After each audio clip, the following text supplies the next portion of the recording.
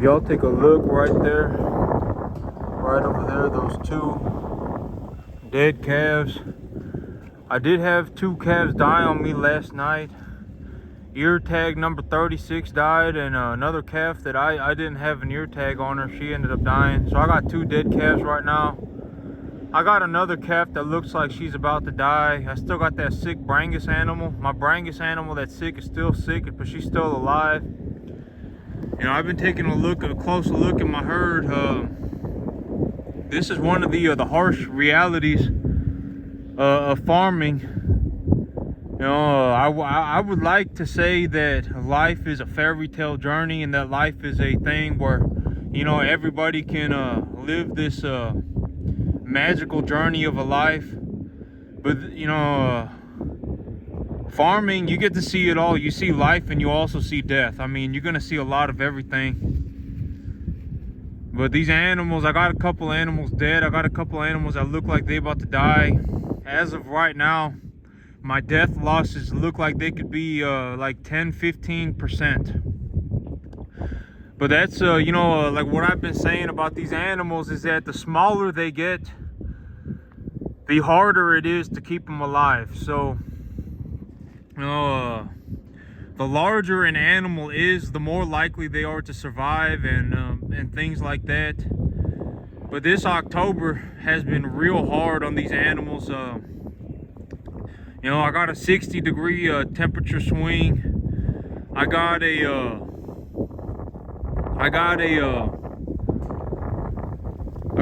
like 2 feet of rain. I mean, it's just been miserable out here. And I did unfortunately have a pair of animals die yesterday, and I do have another pair of animals that look like they are on the verge of death as of right now. But I got to keep going. Oh, you know, when I say that money is very important to me, but money is not the most important thing in my life. When I look at these animals, you know, I don't like to think about it like this. But before I state the facts, I'm just going to say that, you know, the animal health, I've said this repeatedly, but animal health is always my number one priority. My number one priority on a daily basis is, are my animals healthy? But I'm going to say that before I say this next part. I'm not really at risk of losing any money until I lose about 25 out of my 60 animals.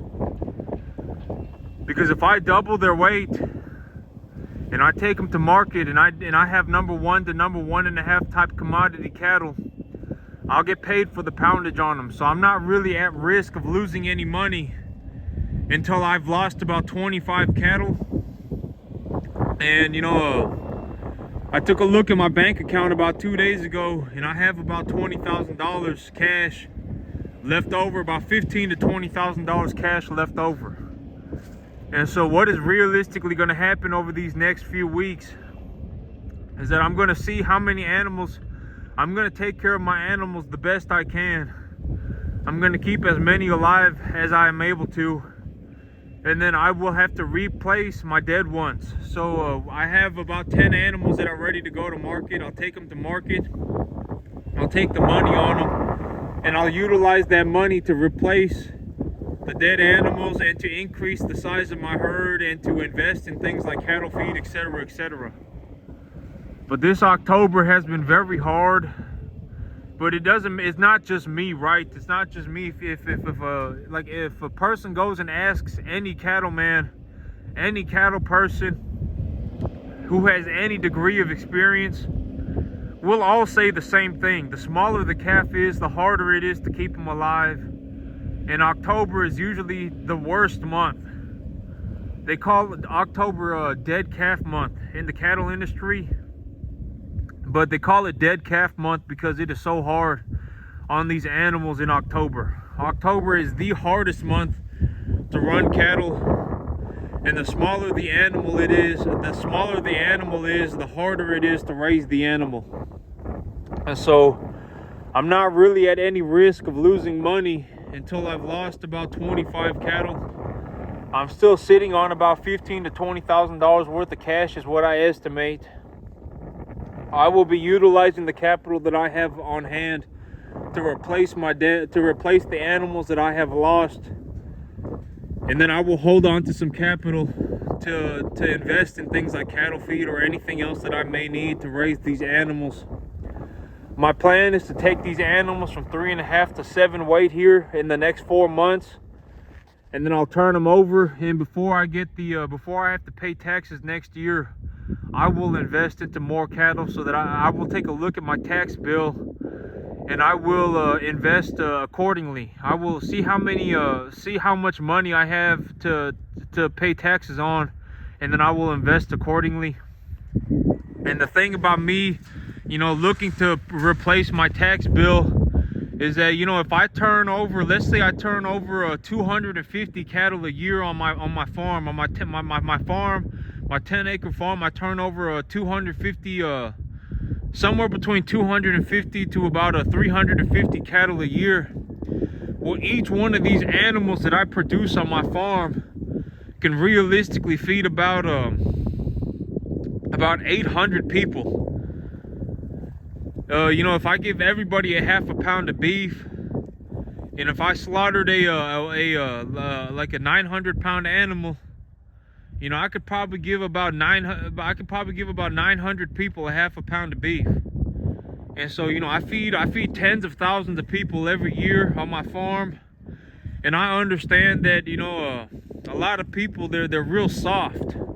They're real soft when it comes to these animals, and they don't know what it's like to be on a farm, and they don't know what it's like to, because me, realistically, relying on people like me to, raise a large amount of cattle, to feed a larger amount of people, what's the alternative, right? The alternative is everybody would have to go out of their way and raise 5 cattle a year by themselves, right?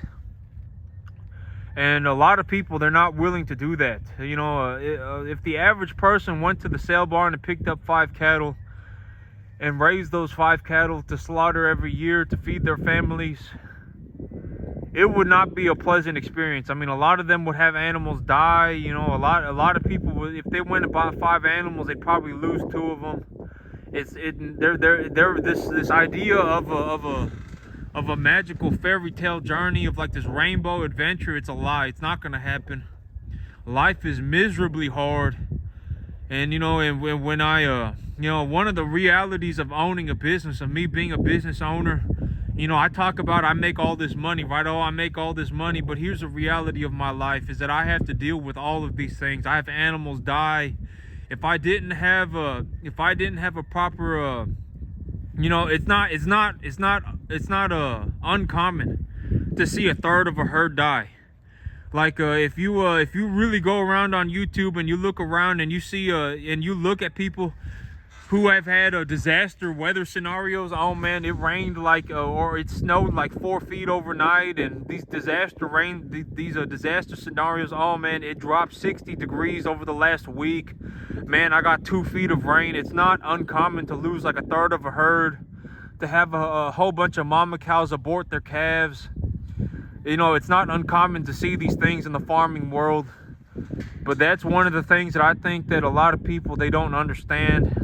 They get real soft. They go, oh man, why does this man have animals dying? And oh man, this man must not be taking care of his animals, and all sorts of nonsense. When in reality, I'm out here splitting my chops open 7 days a week. Every hour of the day that I have to keep these animals alive. I'm giving them medication. I'm putting them on feed. I got grass planted for them. I got a lot of space for them to walk around. It is unfortunate that animals die when there are horrible weather scenarios, when there's a feet of rain on the ground, and when there's these massive temperature drops, but if you really look around, it's not uncommon. It happens all the time.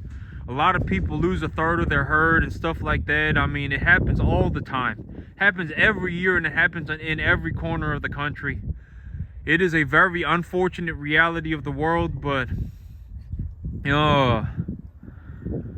This is what farming actually looks like. I know that it would be nice to live in this fairy tale adventure la la land, where I can just show up and look pretty and pocket $110,000 a year, but that's not how the world works. This work that I do is devastatingly difficult. It is incredibly hard. If I didn't have if I didn't stay on top of it to the degree that I did, I wouldn't have been surprised if a third of my animals had died.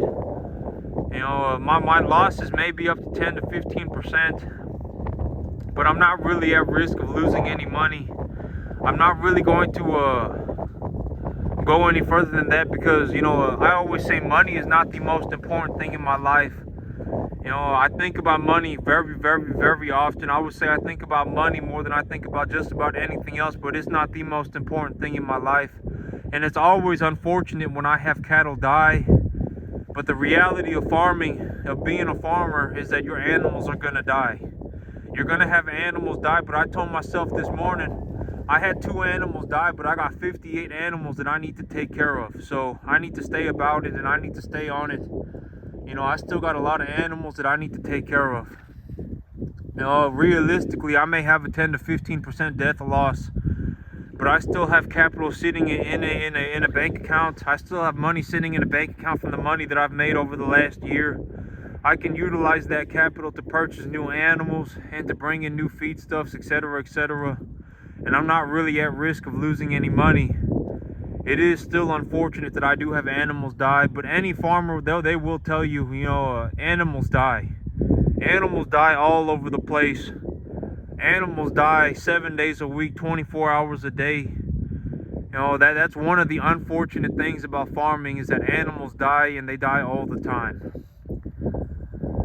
But that's it for me today, YouTube. Y'all have a good one.